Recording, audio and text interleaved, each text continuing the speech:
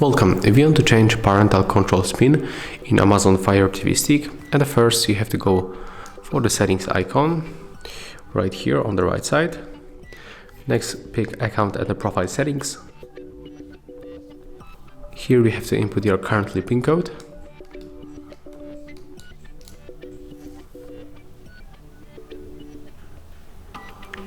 And now we have to scroll down for parental controls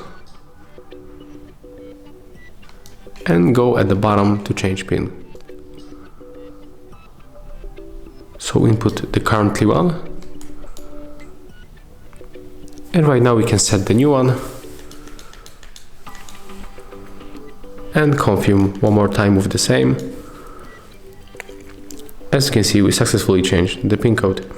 So if you find this video helpful, remember to leave a like, comment and subscribe.